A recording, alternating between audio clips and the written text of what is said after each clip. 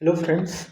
आज के वीडियो में हम लोग बात करने वाले हैं स्टैटिक्स 01 वीक 1 की समरी, जो कि आपके IIT Madras BS data science के फाउंडेशन लेवल में क्वालिफायर या फिर फर्स्ट टर्म कह लीजिए, उसमें आपको ये सब्जेक्ट आता है। वैसे कहने को तो ये एक समरी लेक्चर है, बट आपको जो कंटेंट प्रोवाइड किया गया है, तो वीक 1 में जितने भी टॉपिक्स आपको पढ़ाए गए हैं उससे रिलेटेड जो भी टॉपिक्स और जो भी इम्पोर्टेंट पॉइंट्स होंगे, और किस टॉपिक से आपको क्विज 1 में या फिर क्वालिफायर कह लीजिए जिसमें आपको क्वेश्चन ज़्यादा आते हैं वीक 1 से, वो भी मैं आपको बताऊंगा। तो चलिए स्टार्ट करते हैं। तो जो हमारा वीक 1 है उसका जो हेडिंग है या टाइटल कह लीजिए, introduction and types of data basic information. यानी कि जो वीक 1 में हमको पढ़ना है कि सबसे पहले इंट्रोडक्शन जानना है कि हमारा सब्जेक्ट क्या है, जो हम लोग 12 वीक का जो एक कंटेंट है उसमें क्या पढ़ेंगे।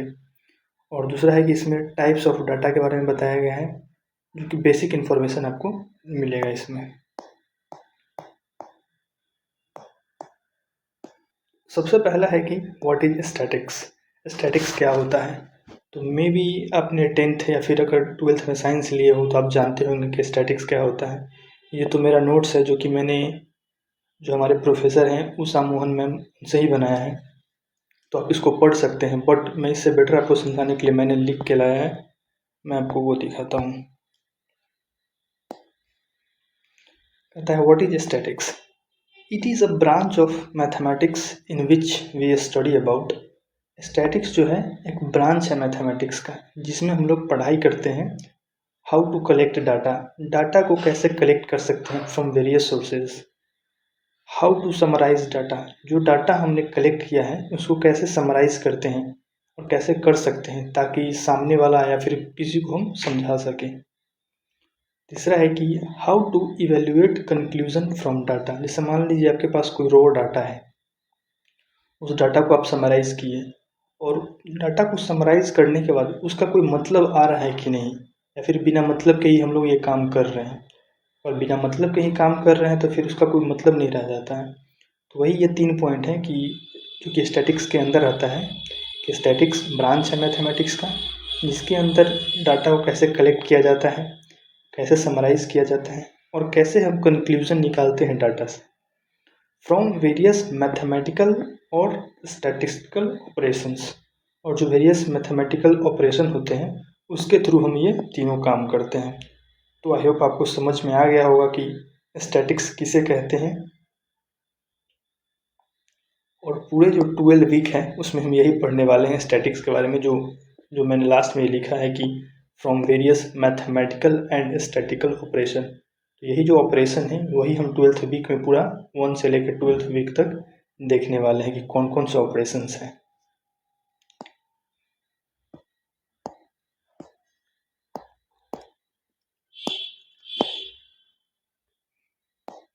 अब हम लोग जो हमारा फॉर्मल स्टैटिक्स का डिफिनेशन वो पढ़ लेते हैं। It is a art of learning from data. Statics के बारे में कहा जा रहा है कि स्टैटिक्स जो है एक प्रकार का आर्ट है, किसी डाटा से कैसे सीख सकते हैं। It concern with collection of data, जो कि मैंने बताया कि इसमें कलेक्शन ऑफ डाटा के बारे में बताया जाता है। देयर सब्सिक्वेंट डिस्क्रिप्शन, जो डाटा हम लोगों ने कलेक्ट किया उसके बारे में समराइज करते हैं, उसको डिस्क्राइब करते हैं। एंड देयर एनालिसिस, और उसको एनालाइज करते हैं कि उसमें मतलब क्या कंक्लूजन हम निकाल सकते हैं। Which often leads to the drawing of conclusion. वही बात है कि डाटा कलेक्ट करते हैं, उसको डिस्क्राइब करते हैं, समराइज करते हैं, या फिर कहिए एनालाइज करते हैं, और उसमें से कभी कभी मीनिंगफुल कंक्लूजन भी निकलते हैं, और मे भी मीनिंगफुल कंक्लूजन नहीं भी निकल सकते हैं। यही है स्टैटिक्स। इसके बाद आता है ब्रांच ऑफ स्टैटिक्स। स्टैटिक्स को 2 भाग में बांटा गया है। पहला है डिस्क्रिप्टिव डिस्क्रिप्शन, और दूसरा है इन्फेरेंस और इन्फेरेंशियल स्टैटिक्स, या फिर डिस्क्रिप्टिव स्टैटिक्स आप कह सकते हैं इसको। सबसे पहला आता है descriptive statistics. Part of statistics concerned with description and summarisation of data is called descriptive statistics. Descriptive statistics में हम लोग जो है डाटा को कलेक्ट करते हैं, उसके बाद सिर्फ डिस्क्रिप्शन उसका देते हैं कि उसके बारे में बताते हैं डाटा किसके बारे में है, डाटा में क्या है, समराइज करते हैं, बस इतना ही काम है। समराइजेशन में आ जाएगा आपको, इसमें भी बेसिक मैथमेटिकल टूल ऑपरेशन लगाते हैं, बट उससे ज़्यादा हम लोग कुछ नहीं करते हैं। आगे इसको और भी डिटेल से पढ़ना है तो आप इसका टेंशन मत लीजिए। बस जो डिफिनीशन है आप इतना समझ सकते हैं कि ये डिस्क्रिप्टिव स्टैटिक्स है concern with description and summarization. ये दो जो है description and summarization very important point है। दूसरा है इन्फेरेंस और inferential statistics. Part of statistics concern with the drawing of conclusion from data is called inferential statistics. जैसे आप अभी स्टैट्स 1 पढ़ रहे हैं, फिर स्टैट्स 2 में जाइएगा, तब आपको इन्फेरेंशियल स्टैटिक्स देखने को मिलेगा। उसमें हम कंक्लूजन निकालते हैं। उसमें आप पढ़िएगा हाइपोथेसिस टेस्टिंग, उससे आप कंक्लूजन निकालते हैं डाटा से कि अगर कुछ डाटा हमारे पास है उस पर हम ऑपरेशन लगाते हैं, उसका क्या मतलब है डाटा का। अगर कोई रिजल्ट हमें आ रहा है तो उस डाटा का मतलब क्या है, उसी को कहते हैं इन्फेरेंशियल स्टैटिक्स। आगे इसके बारे में और डीप पढ़ना है और एक बढ़िया सा मैं वो भी दे दूंगा, डिफरेंस क्या है वो आप समझ जाइएगा। आई होप ये आपको समझ में आ गया होगा ब्रांच ऑफ स्टैटिक्स के बारे में। अब आगे आते हैं तो सबसे पहला है एक पॉपुलेशन। क्या होता है population? The total population of all the elements that we are interested in is called population.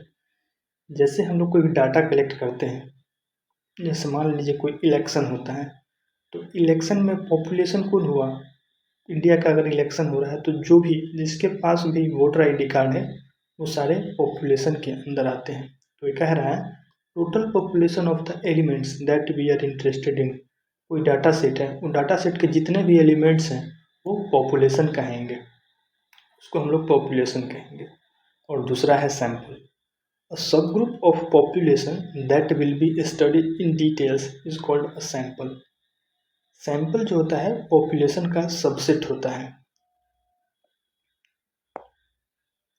अगर ये आपका पॉपुलेशन है तो ये आपका सैंपल होगा। सैंपल हमेशा पॉपुलेशन का सबसेट ही होता है, याद रखिएगा ये बात आप।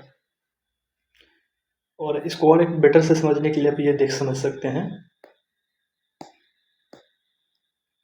कि मान लीजिए हमारे पास कोई डाटा सेट है, उसमें बहुत सारे नंबर्स दिए हुए हैं, कुछ कुछ कुछ कुछ कुछ ऐसे करके, और ये बहुत ज़्यादा है, लगभग ये मान लीजिए 10 लाख है। तो ये जो हुआ वो पॉपुलेशन हो गया आपका, जो 10 लाख डाटा है। अगर हमको कोई ऑपरेशन इस पर अप्लाई करना है तो अगर हम 10 लाख डाटा को लेकर बैठ जाएं तो आई गेस आपको भी पता होगा इसमें बहुत ज़्यादा टाइम लगेगा। और टाइम के साथ अलग चीज़ भी है, अगर कोई फिजिकली करना पड़ रहा है तो उसमें पैसे भी लगेंगे।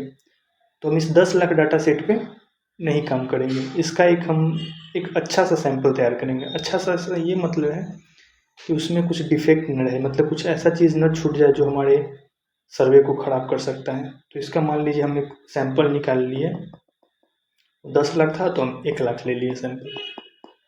1 लाख पे सैंपल लेने के बाद हम अपना मैथमेटिकल टूल्स स्टैटिकल्स ऑपरेशन जो है वो अप्लाई करेंगे, और इससे जो रिजल्ट आएगा तो हम लोग अज्यूम करेंगे, जो 1 लाख वाले पे जो रिजल्ट आया है तो अज्यूम करेंगे वो 10 लाख पे अप्लाई होता है। तो ये था पॉपुलेशन और सैंपल।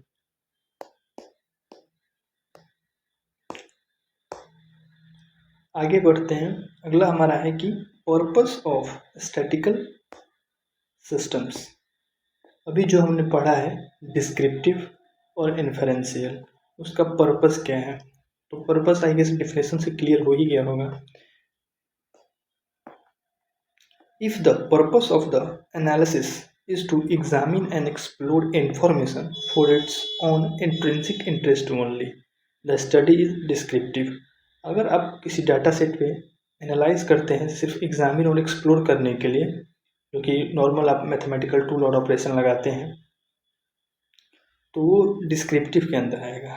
अगर आप if the information is obtained from a sample of population and the purpose of the study is to use that information to draw conclusion।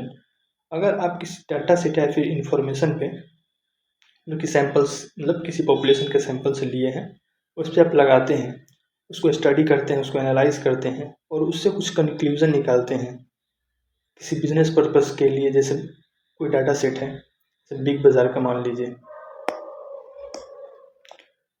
Big बाज़ार का कोई डाटा सेट है, उस पर कुछ आप मैथमेटिकल और स्टैटिकल टूल अप्लाई करके कोई कंक्लूजन निकालते हैं तो उसको बिजनेस में हेल्प करेगा कि कितने कस्टमर्स आ रहे हैं, कितना सेल हो रहा है। तो वो जो कंक्लूजन निकाल रहे हैं तो वो जो आया वो इन्फरेंशियल स्टैटिक्स के पार्ट में आएगा। यही डिफरेंस है दोनों में।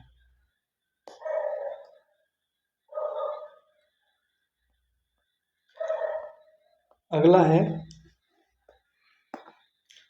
है अंडरस्टैंडिंग डाटा। डाटा को बारे में जानना है हमें। कह रहा है व्हाट इज डाटा। डाटा क्या होता है।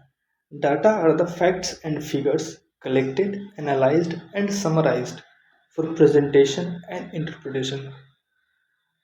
कोई भी एलिमेंट्स जो फैक्ट्स एंड फिगर्स हैं, जैसे मान लीजिए कोई शॉपिंग बिल्स हैं। शॉपिंग बिल्स में बहुत कुछ रहता है, कितने का सामान लिया, कौन सा सामान लिया, वो सामान जो आप लिए हैं एक का प्राइस कितना है, आपने टोटल कितना लिया। तो डाटा वही हुआ, उसको कलेक्ट करना, समराइज करना, मतलब किसी चीज़ को रिप्रेजेंट करने के लिए डाटा कलेक्ट करना। अपना जो स्टैटिक्स है, statistics relies on data information that is around us. Statistics जो है डाटा और इन्फॉर्मेशन पे ही डिपेंड करता है। अगर आपको पास कोई डाटा है तो उस पर आप जो ऑपरेशन लगाएंगे यानी कि आप स्टैटिक्स यूज़ कर रहे हैं। और जो स्टैटिक्स है वो डाटा पे ही डिपेंड करता है। अगर डाटा और इन्फॉर्मेशन नहीं है तो स्टैटिक्स का कोई मतलब नहीं रह जाता है। अगला है data set. It is a structured collection of data which values could be numbers, names, roll number, etc। जो रॉ डाटा होता है वो डाटा हुआ और उसी को स्ट्रक्चर्ड फॉर्म में रख दिया तो वो डाटा सेट हो गया। बस इतना ही और कुछ नहीं।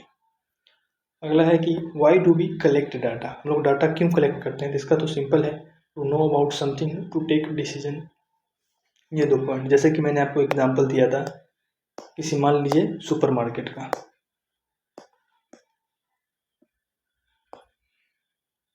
किसी सुपरमार्केट, जैसे कि हम लोगों ने बिग बाज़ार का मैंने बोला आपको, या फिर कोई और भी सुपरमार्केट ले सकते हैं। जैसे मान लीजिए कोई आप ही है, एक अपना एक कोई दुकान या फिर कोई बिजनेस आप खोलना चाहते हैं। तो आप बिजनेस स्टार्ट करने से पहले आप ये देखोगे ना कि भाई इसमें मुझे प्रॉफिट होगा या बिजनेस में कि नहीं, इसका कितना बड़ा मार्केट है, इसमें कौन से प्रोडक्ट ज़्यादा चलते हैं, या फिर किस बिजनेस के फील्ड में ज़्यादा डिमांड है। तो उसके हिसाब से ही ना आप उसमें बिजनेस करोगे। तो वही डाटा उसी पर डिपेंड करता है। तो आप उसको कैसे करोगे, उसको डाटा से ही एनालाइज करोगे। जैसे मान लीजिए जिस फील्ड में, जैसे मान लीजिए आप मोबाइल फ़ोन्स के फील्ड में आप अपना अगर मान लीजिए बिजनेस खड़ा करना चाहते हैं तो जो इलेक्ट्रॉनिक्स के हैं, जो मोबाइल की इंडस्ट्री है, उसी के आप पुराने डाटा देखोगे, उसी को स्टडी करोगे, उसी से अपना डिसीजन लोगे कि मुझे इस फील्ड में जाना है कि नहीं, मुझे इसमें प्रॉफिट है कि नहीं। इसीलिए हम लोग डाटा कलेक्ट करते हैं।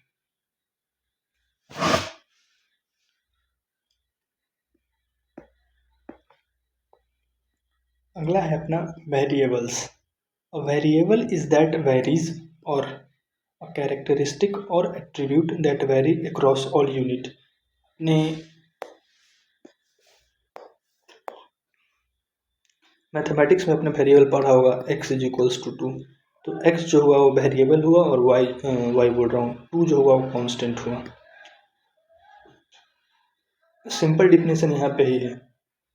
x जो वेरिएबल है मतलब इसके वैल्यू डिफरेंट हो सकते हैं, कभी 2 है, कभी 3 है, कभी कुछ है, अलग अलग आपको वो वैल्यू आ सकता है वेरिएबल का। और यहाँ पे वेरिएबल का मतलब है एट्रीब्यूट्स। एट्रीब्यूट्स बोले तो कॉलम। जब भी कोई टेबल बनता है तो उसमें आप देखते होइएगा ये रो हुआ और ये जो वर्टिकल हुआ वो कॉलम हुआ और हॉरिजॉन्टल हुआ वो रो हुआ। तो जो वेरिएबल है हमेशा वो कॉलम यानी कि वर्टिकल लाइन उसको डिसाइड करता है। मैं आपको एग्जांपल देता हूँ।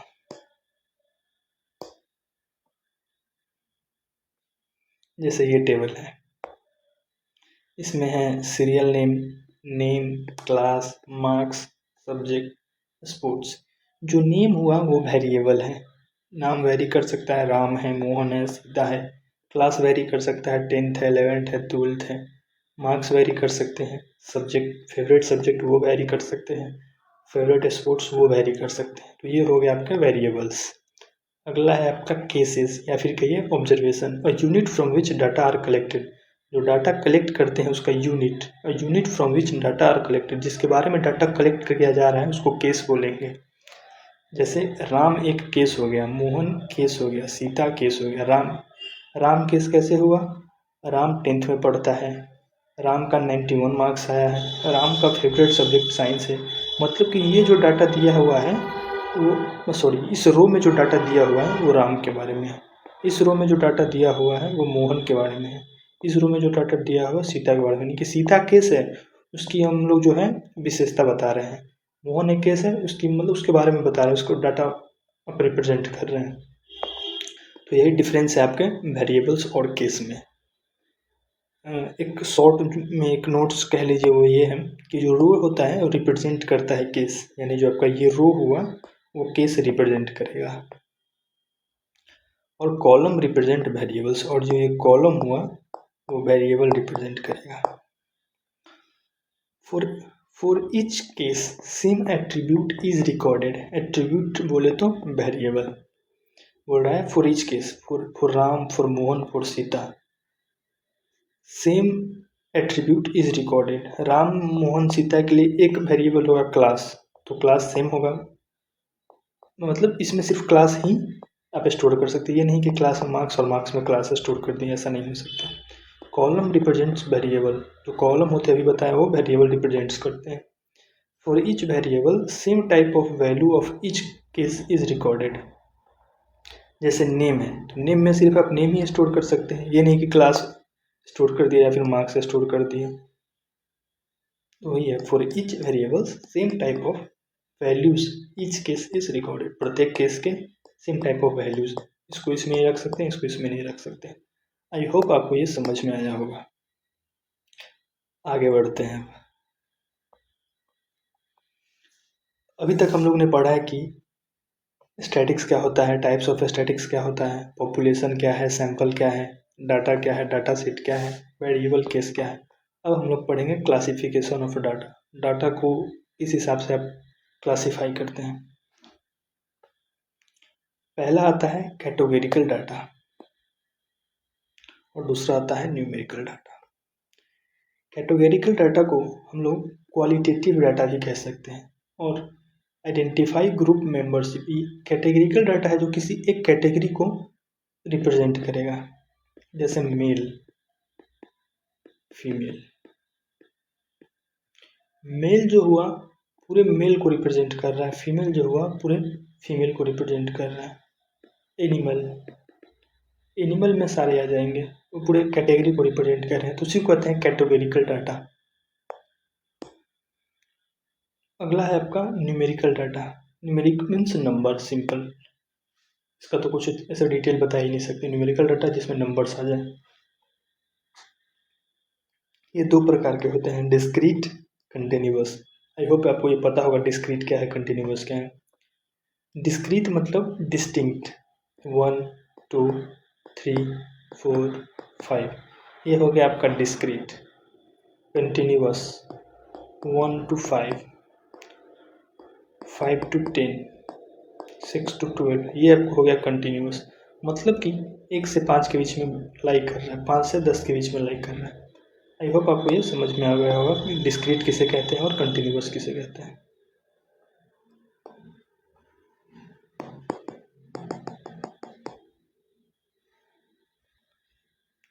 उसको उसी के बारे में दिया हुआ है।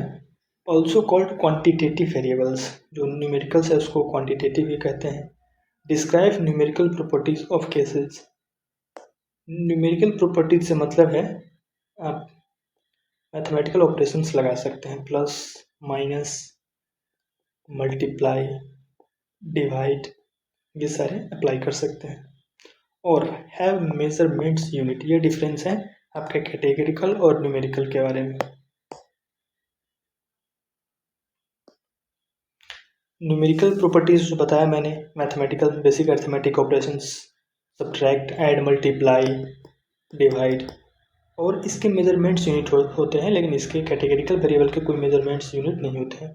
मेल को आप कैसे कोई मेजरमेंट यूनिट दे सकते हो, फीमेल को कैसे आप मेजरमेंट यूनिट दे सकते हो, लेकिन इसमें जैसे मान लीजिए 50 kg हो गया, 2 लीटर हो गया, तो लीटर केजी एक यूनिट है, आप उसको डिफाइन कर सकते हो। आई होप आपको न्यूमेरिकल और कैटेगोरिकल डाटा में डिफरेंस समझ में आ गया होगा।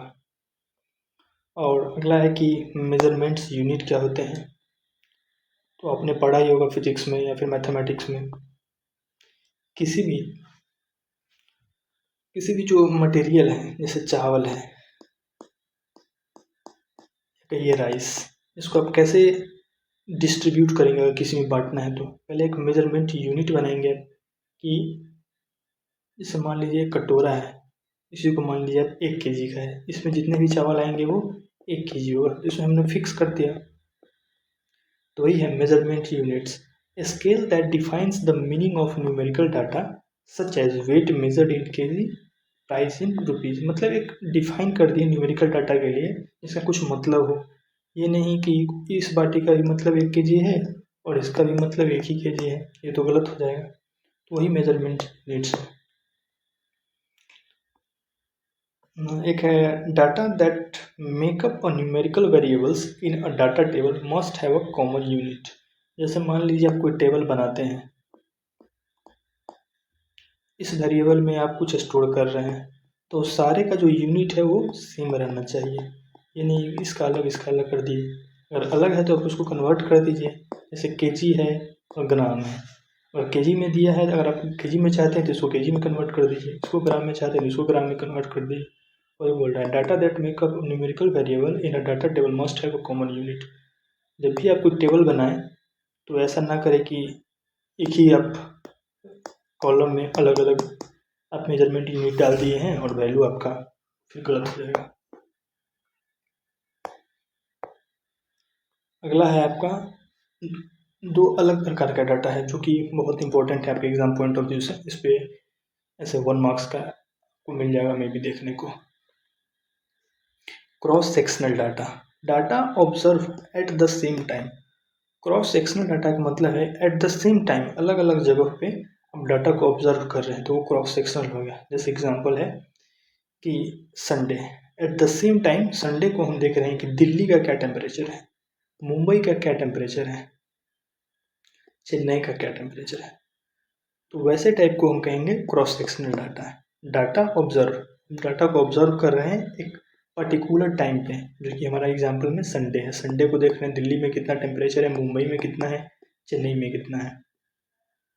और दूसरा है टाइम सीरीज डाटा, ये दोनों एक साथ आते हैं, इसी पे एक क्वेश्चन आपको मिल जाएंगे कि टाइम सीरीज डाटा क्या है। डाटा रिकॉर्डेड ओवर टाइम, यानी कि डाटा जो हम रिकॉर्ड करेंगे किसी भी चीज़ का, एक पीरियोडिक मोशन आपने सुना होगा कि एक के बाद मतलब कुछ फिक्स टाइम के बाद वो रिपीट करते हैं, तो वही है डाटा रिकॉर्डेड ओवर टाइम, एक पर्टिकुलर टाइम के बाद रिपीट करते हैं। आप एग्जांपल देख लीजिए कि सिर्फ दिल्ली में देख रहे हैं, सिर्फ सेम टाइम पे नहीं देख रहे हैं, किसी पर्टिकुलर जगह का उठा लिए और एक पीरियड के बाद, संडे से मंडे हो यानी कि 24 घंटा का फर्क है, मंडे से ट्यूजडे 24 आवर्स, तो ओवर टाइम यानी कि एक पीरियड के बाद आप ये चेक कर रहे हैं कि वहाँ का टेम्परेचर कितना है। संडे के बाद मंडे देखें, मंडे से ट्यूसडे, ट्यूसडे से वेंसडे, संडे को था 30 डिग्री, मंडे को था 35 डिग्री, ट्यूसडे को था 33 डिग्री। तो ये दोनों आपको डिफरेंस याद रखना है, क्रॉस सेक्शनल डाटा और टाइम सीरीज डाटा। और इसको याद रखने का एक सबसे सिंपल तरीका है कि जैसे ही क्रॉस सेक्शनल अगर आपसे पूछा जा रहा है तो आप इतना याद रखिएगा, सेम टाइम पे अलग अलग जगह के बारे में पूछ सकता है। जैसे ही टाइम सीरीज आपसे पूछा जाए आप समझ जाइए ओवर टाइम, यानी कि एक पर्टिकुलर पीरियड के बाद। एग्जाम्पल आप देख सकते हैं। आई होप आपको cross sectional data, time series data समझ में आ गया होगा। अब बढ़ते हैं स्केल्स ऑफ मेजरमेंट, ये आपको बहुत इंपॉर्टेंट है।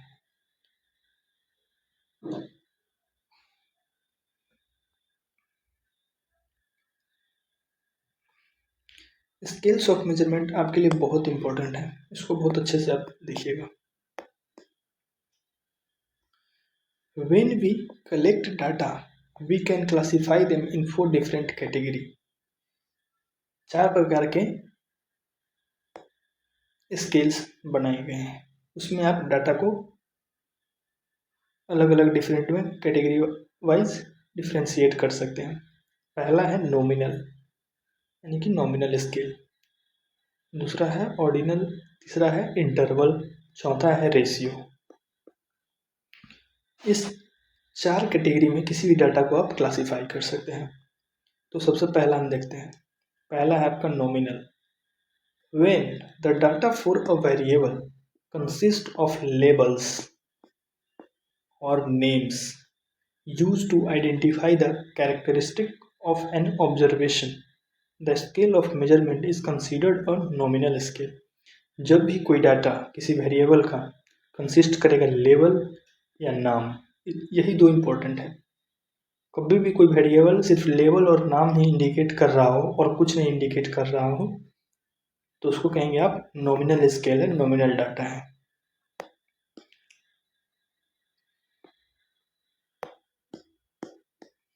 एग्जाम्पल देखिए, जैसे कि name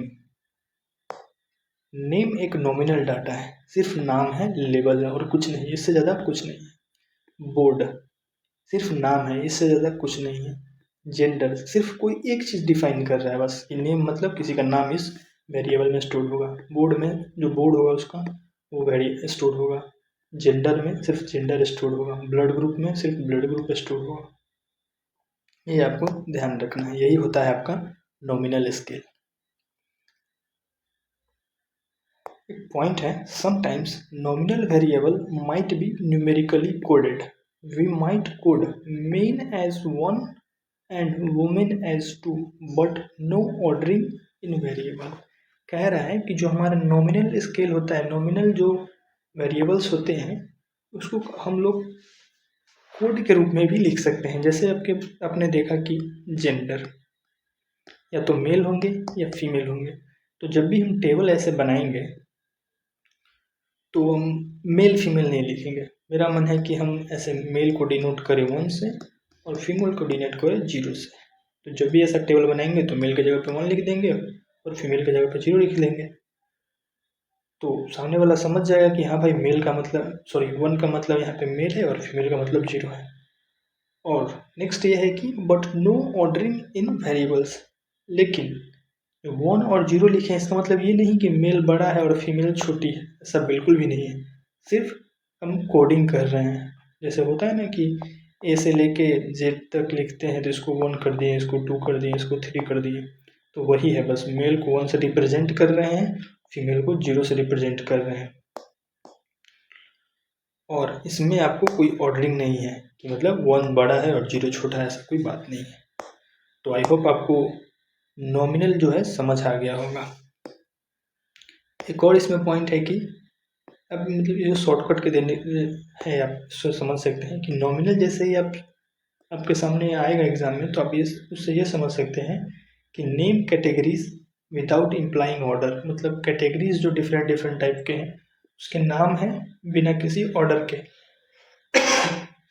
sorry.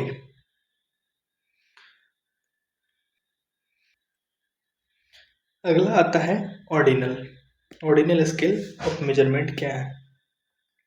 When data exhibits properties of nominal, मतलब ऑर्डिनल जो है नॉमिनल के सारे प्रॉपर्टीज हैं इसके पास। ऑर्डिनल के पास नॉमिनल के सारे प्रॉपर्टीज हैं। ये आपका first line, when data exhibits properties of nominal, वैसा डाटा जो नॉमिनल के सारे प्रॉपर्टीज होल्ड किए हैं। ऑर्डर और rank of data is meaningful, the scale of measurement is considered as ordinal scale. देखिए नॉमिनल तो हो गया बस नेम, इसमें ऑर्डर अगर आप कोई कोडिंग कर रहे हैं तो इसमें ऑर्डर कोई मैटर नहीं करता है। लेकिन जो आपका ये ऑर्डिनल है, ऑर्डिनल डाटा जो होगा नॉमिनल का सारा होगा, बट इसमें जो रैंक और ऑर्डर है वो मैटर करेगा। आप एग्जांपल से समझिए। Some give rating of a phone is bad, good, excellent. जैसे मान लीजिए कोई फ़ोन खरीदा, मान लीजिए 5 लोग फ़ोन खरीदा, इसका कोई रेटिंग देगा। रेटिंग देने के लिए आपको 3 है, या तो आप बैड रेटिंग दे सकते हैं, गुड रेटिंग दे सकते हैं, एक्सीलेंट रेटिंग दे सकते हैं। अगर मान लीजिए 5 अपना रिव्यू देता है और कोई सामने वाला या फिर आप ही पढ़ते हैं उस रिव्यू को, तो आप एक्सीलेंट से क्या समझिएगा कि ये जो कस्टमर है ये सेटिस्फाइड है, ये इसको बहुत अच्छा रिव्यू दिया है। जो गुड दिया हुआ है तो आप ये समझिए कि हाँ डिसेंट है, और जो बैड दिया हुआ है तो आप ये इससे मतलब कंक्लूजन निकाल सकते हैं कि नहीं यार ये फ़ोन बहुत ख़राब है। मतलब कि बैड गुड एक्सीलेंट कोई ऑर्डर फॉलो कर रहा है, मतलब बैड ख़राब है, गुड उससे बढ़िया है और एक्सीलेंट सबसे बढ़िया है। तो यही ऑर्डिनल स्केल। नॉमिनल के सारे प्रॉपर्टीज आ जाएंगे, बट इसमें जो है आपका रैंक और ऑर्डर मैटर करता है। तो आई होप आपको ऑर्डिनल समझ में आ गया होगा। जैसे एग्जांपल देख लीजिए, उससे पहले ये देखिए ordinal name categories that can be ordered. जैसे इसमें बताया था मैंने कि nominal name categories without implying order, इसमें ऑर्डर फॉलो नहीं होता है और इसमें ऑर्डर फॉलो होता है। जैसे हम लोग जो मार्क्स या फिर ग्रेड्स मिलते थे या फिर मिलते हैं, तो आप देखते ही होगा ए को रिप्रेजेंट करते हैं 91 to 100। जैसे ग्रेड्स एग्ज़ाम के बाद जो ग्रेड्स मिलते हैं, जैसे मान लीजिए कोई आपसे पूछ दिया कि आपका क्या ग्रेड है, तो आप बताएं कि बी, तो सामने वाला समझ जाएगा अच्छा 81 से 90 के बीच में इसका और आया होगा नंबर। तो एक ऑर्डर्ड फॉर्म है, तो इसी को कहते हैं ऑर्डिनल डाटा। आई होप आपको ऑर्डिनल समझ में आ गया होगा।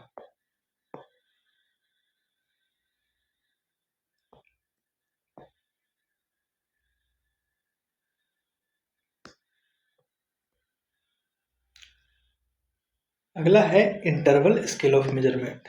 कह रहा है when the data have all the properties of the ordinal data. Interval कोई भी डाटा होने के लिए, स्केल्स ऑफ मेजरमेंट होने के लिए सबसे पहले उसको ऑर्डिनल होना पड़ेगा। ये बात आप ध्यान में रखिएगा। When the data have all the properties, यानी कि इंटरवल डाटा सेट के पास ऑर्डिनल की सारी प्रॉपर्टीज होगी। और इससे पहले हमने पढ़ा था कि ऑर्डिनल होने के लिए उसको नॉमिनल की सारी प्रॉपर्टीज होगी। तो ऑटोमेटिक हो जाता है कि इंटरवल में नॉमिनल और ऑर्डिनल दोनों होगा। तो आगे देखिए कि data have all the properties of ordinal data and the interval between value is expressed in terms of a fixed unit. एक ये पॉइंट ले लीजिए और एक ये पॉइंट ले लीजिए, इस दोनों के बीच की जो दूरी होगी ना, वो अगले दो पॉइंट की दूरी सेम होगी। यही बोल रहा है कि द इंटरवल बिटवीन वैल्यूज, जैसे इसका कोई एक वैल्यूज मान लीजिए A B C, A B की जितनी दूरी होगी उतनी ही दूरी बी सी की होगी। वही बता रहे हैं यहाँ पे the interval between values is expressed in terms of a fixed unit, ये दोनों फिक्स होगा of measures. Then the scale of measurement is interval scale. तो वैसे स्केल्स ऑफ मेजरमेंट को कहेंगे interval scale of measurement. I hope आपको ये थोड़ा थोड़ा समझ में आ गया होगा। एग्जाम्पल देखेंगे तो आपको क्लियर हो जाएगा। सॉरी, इसका एक एग्जाम्पल है temperature. Interval data are always numeric, can find out difference between any two variables. जो इंटरवल डाटा होते हैं वो हमेशा न्यूमेरिक होते हैं और उसके दो के बीच में आप डिफरेंस हमेशा पता कर सकते हो। Ratio of values have no meaning here because the value of zero is arbitrary. मतलब कि अगर दो ए है और बी है, अगर इसका कोई रेशियो निकालते हैं ए बाई बी, तो इसका कोई मतलब नहीं रहेगा। अगर मान लीजिए अगर जीरो आ भी जाता है, क्योंकि जीरो का एक यहाँ पे टेम्परेचर में, जैसे मान लीजिए जीरो का एक अलग ही मतलब है। आपको पता है कि अगर टेम्परेचर जीरो हो जाएगा तो इसका ये मतलब नहीं है कि टेम्परेचर ख़त्म हो जाएगा। टेम्परेचर जीरो होने का मतलब है कि पानी जो है जमना शुरू हो जाएगा। जो वाटर के मॉलिक्यूल्स हैं वो अट्रैक्ट ज़्यादा करने लगेंगे और वो आइस का फॉर्म ले लेंगे।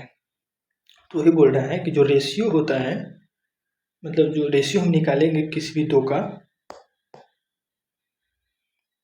इंटरवल डाटा सेट में, और जीरो आता है तो उसका कोई have no meaning because the value of zero is arbitrary, यानी कि फिक्स्ड है। जीरो का कुछ फिक्स्ड है, ऐसा नहीं है कि मीनिंग उसका ये हो गया। जैसे हम लोग नॉर्मल न्यूमेरिक में करते हैं ना कि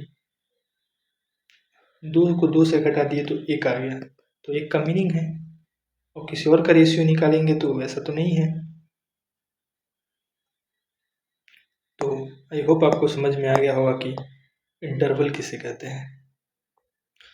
numerical values that can be added subtracted, no absolute zero. बताया कि इसमें कोई एब्सोल्यूट जीरो नहीं होता है, उसके भी अलग मीनिंग होते हैं।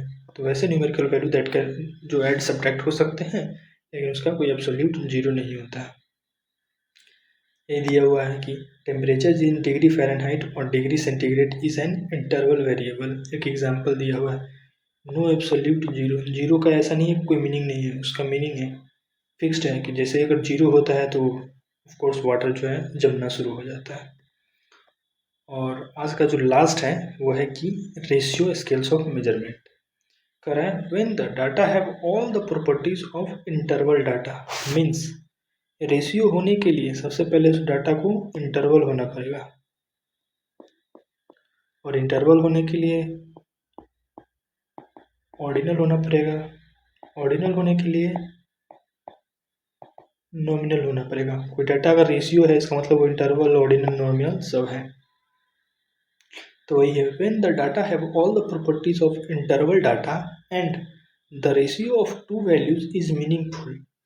और जो रेशियो निकालते हैं दो वैल्यू का वो मीनिंगफुल होता है, तो उसी स्केल्स ऑफ मेजरमेंट को कहेंगे रेशियो स्केल। जैसे height, weight, marks, age, etc।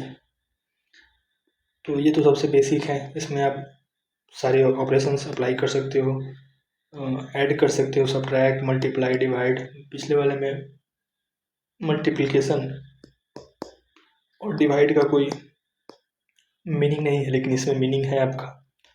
और जो है कि रेशियो जो है numerical value that can be added, subtracted, multiplied और डिवाइड। रेशियो कंपैरिजन पॉसिबल, कि किसी के हाइट के किसी के साथ कंपेयर कर सकते हो आप। वेट का जैसे कोई दो पर्सन है, इसका हाइट और इसका हाइट में कोई डिफरेंस है, उसका मीनिंग है कि हाँ भाई तुम मेरे से इतना छोटा है, मैं तुम्हारे से इतना बड़ा हूँ। वेट में डिफरेंस है, उसका भी कुछ मीनिंग है। मार्क्स कम ज़्यादा आए हैं, उसका भी कुछ मीनिंग है। एज में ज़्यादा कम है, इसका भी कुछ मीनिंग है। ये पहले इसका बर्थ हुआ है, इसका बाद में बर्थ हुआ है। तो ये है रेशियो स्केल्स ऑफ मेजरमेंट।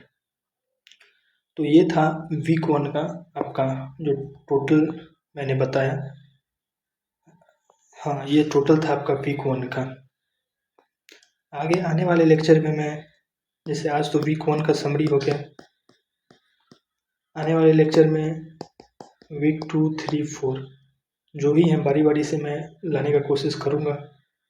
अगर आपको वीडियो अच्छा लगा है तो, या फिर मेरे पढ़ाने का तरीका अच्छा लगा है तो आप कमेंट कर सकते हैं कि हाँ, या फिर अगर आपको अच्छा नहीं लगा है तो आप तो फिर भी कमेंट कीजिए, बताइए मैं सुधार कहाँ कर सकता हूँ। या फिर इसमें जो भी टॉपिक्स अगर आपको समझ में नहीं आए हैं, मैं आगे आने वाली वीडियो में अगर आपने कमेंट किया होगा तो मैं आपको समझा दूँगा, और भी बेहतर तरीक़ा से, और भी इससे बेटर एग्जांपल लेके।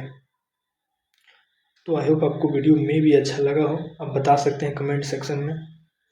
वैसे जो एग्ज़ाम है 26 अक्टूबर को है, 26 अक्टूबर, तो मैं कोशिश करूँगा कि जो PYQ सीरीज़ है, PYQ जो सब्जेक्ट के हैं, जैसे स्टैट्स के हो गए, मैथ्स के हो गए, CT के हो गए, लाने का कोशिश करूँगा। आपको अगर ये आज का वीडियो अच्छा लगा है तो प्लीज़ आप कमेंट कीजिएगा, अच्छा नहीं लगा है फिर भी कमेंट कीजिएगा कि नहीं इससे बेटर हो सकता था, अच्छे से और समझाइए, मैं बिल्कुल वो भी कोशिश करूँगा। तो मिलते हैं किसी नेक्स्ट वीडियो में। Thank you.